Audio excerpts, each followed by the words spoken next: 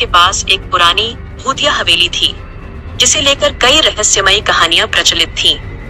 लोग कहते थे वहां से रात में अजीब आवाजें आती हैं।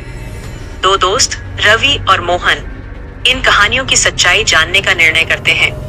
रवि ने कहा, क्या तुमने सुना है इस हवेली के बारे में? मोहन ने कहा, हाँ, मैंने भी सुना है कि रात को वहाँ से चीखें आती हैं। क्या सच में वहाँ भूत है?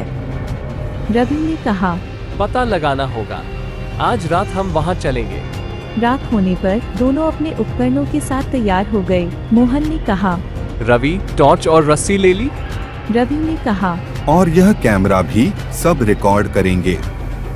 मोहन ने कहा, ये साहसिक यात्रा होगी, लेकिन हमें सतर्क रहना होगा।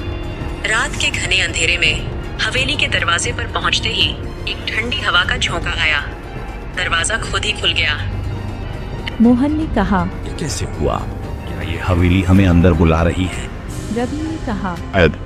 चलो अंदर चलते हैं। जैसे ही वे अंदर गए, उन्हें हॉल में एक पुरानी पेंटिंग मिली जिस पर लिखा था, जहाँ समय रुका है वही खजाना छिपा है। मोहन ने कहा, क्या इसका मतलब घड़ी के कमरे से है? रवि ने कहा, हमें तहखाना देखना होगा, वहाँ कुछ छिपा हो सकता है। सीढ़ियां लंबी और अंधेरी थीं। जैसे ही वे अंतिम सीढ़ी पर पहुंचे, एक दरवाजा दिखाई दिया। दरवाजा खोलते ही वहाँ एक विशाल कक्ष था, जिसमें कई घड़ियां रुकी हुई थीं। मोहन ने कहा। हाँ, तो सब घड़ियां रुकी हुई हैं। अब क्या करें? रवि ने कहा, शायद इसी में रहस्य है। देखो, वहाँ एक चेस्ट है। जैसे ही उन्होंने चेस्ट के पास कदम रखा, एक धुंधला साया प्रकट हुआ। आत्मा ने कहा, तुम खजाना चाहते हो? पहले मेरा सवाल हल करो। रवि ने कहा। क्या सवाल है? आत्मा ने कहा, वह क्या है जो हमेशा बढ़ता है लेकिन कभी कम नहीं होता? मोहन ने कहा। समय। आत्मा ने कहा। सही जवाब, खजाना तुम्हारा है।